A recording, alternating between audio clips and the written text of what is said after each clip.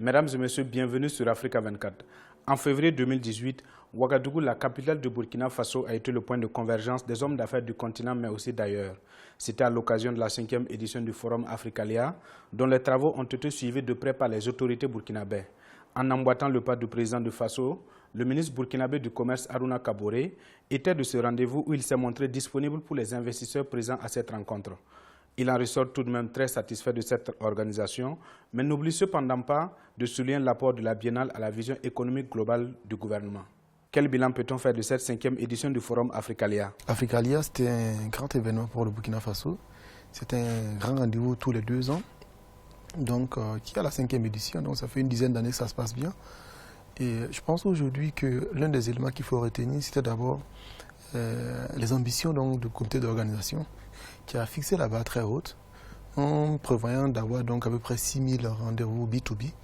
Je disais effectivement qu'ils atteindent à peu près 500 entreprises pour participer. Et aujourd'hui, au regard donc des informations qu'on avait déjà en termes d'inscription à l'ouverture, c'était qu'ils avaient explosé le compteur, si on peut s'exprimer ainsi, en termes de participants, parce qu'on a annoncé autour donc, de 600 et quelques participants. Les rendez-vous B2B, je pense effectivement qu'ils ont aussi atteint les objectifs qu'ils ont visés. J'ai pu à l'ouverture, lorsqu'on a commencé à visiter les centres, vu effectivement l'effervescence, et quand je suis revenu maintenant pour regarder un peu comment ça se passe, les choses se passent bien. L'un des indicateurs, c'est aussi donc au niveau des chambres de commerce qui sont venues de différents pays, qui sont très satisfaits parce qu'ils ont l'habitude de participer à des événements un peu partout. Ils ont énormément apprécié comment ça se passe. J'ai eu l'occasion donc de donner rendez-vous, de recevoir des entreprises qui voulaient voir le ministère du Commerce, effectivement, donc, pour proposer un peu, j'allais dire, des questions, leurs solutions donc, en termes de préoccupation ou pour investir au Burkina Faso. Les organisations sont montées en puissance en matière donc, de capacité organisationnelle, de qualité, de façon de faire. Donc je pense que généralement, ou je l'ai dit en résumé, les choses se sont très bien passées.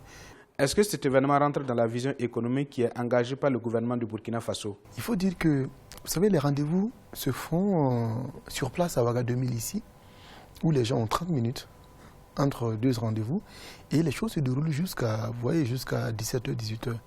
Vous pouvez imaginer effectivement donc, ceux qui ont demandé des rendez-vous à rencontrer spécifiquement donc, des ministres, parce que ce sont des institutions, parce que ce sont des grosses structures, souvent un peu étatiques, des structures qui s'occupent des affaires dans le pays, des ambassades. Alors, faire le balai entre ici et les ministères qui se trouvent en centre-ville pour avoir des rendez-vous, ça veut dire souvent abandonner des rendez-vous ici en fonction du calendrier donc des ministres. Ça veut dire souvent finir et puis avoir les rencontres peut-être la nuit. Donc on pense aujourd'hui que de plus en plus, on doit donc, j'allais dire, dans la simplification des choses, dans le fait donc de lever les barrières inutiles entre administration et secteur privé, on devrait pouvoir aussi venir là et puis être à côté. Et surtout que les gens expriment leurs besoins en amont. Il fallait faire perdre le temps. J'ai passé l'après-midi ici en rencontrant donc des structures qui avaient bel et bien exprimé leur rendez-vous. Ça a été très bien organisé par Africalia et on les a reçus au fur et à mesure. Donc ça permettait aux gens de finir un rendez-vous et de savoir que bon, on a fini vers 17h, on a le ministre pour 15-20 minutes effectivement et ça s'est très bien passé. Et des événements pareils comme ça permet de nous rapprocher. Je pense que c'est une très bonne chose et les gens ont beaucoup apprécié cette façon de faire effectivement donc la simplicité des choses. Le fait effectivement donc de ne pas de créer des distances inutiles, de créer des murs alors qu'il faut des ponts. La jeunesse était au cœur des échanges. Comment percevez-vous cela? Il faut dire aujourd'hui que la jeunesse, en présentant, on va dire la PME en général, effectivement, est présente parce que quand vous regardez la politique qui est celle du gouvernement aujourd'hui, c'est le développement donc, des PME. Développer les PME, c'est à la fois les offrir des services, j'allais dire, financiers, mais aussi des services non financiers.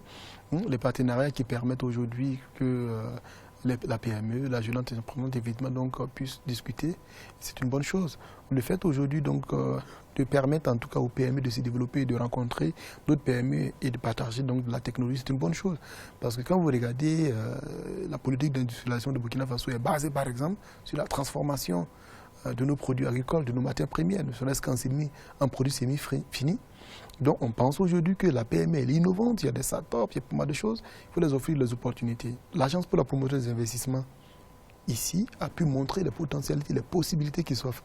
Et c'est de la même chose pour ceux qui sont venus. J'ai vu aujourd'hui l'Agence pour la promotion de l'investissement du Sénégal, de la Côte d'Ivoire qui était là et qui montrait aux PME effectivement les opportunités. La délégation ivoirienne était également au rendez-vous. Quel sera l'impact d'une collaboration future entre la Chambre de commerce et d'industrie du Burkina Faso et celle de la Côte d'Ivoire? Je pense que vous connaissez très bien l'histoire qui est la nôtre, l'histoire commune qui est la nôtre, la Côte d'Ivoire, le Burkina Faso. Le traité de l'amitié entre les deux pays, le TAC, qui existe très bien, les relations, je l'ai dit, toujours renforcées entre la Côte d'Ivoire et le Burkina Faso. Cela se fait à la fois au niveau gouvernemental, mais aussi au niveau donc, des acteurs du secteur privé. Une forte délégation, une forte présence effectivement donc, de Burkinabés et en Côte d'Ivoire qui font les affaires, une forte culture effectivement de partenariat qui existe entre la Côte d'Ivoire et le Burkina Faso. Donc au niveau des chambres de commerce, il y a la même dynamique.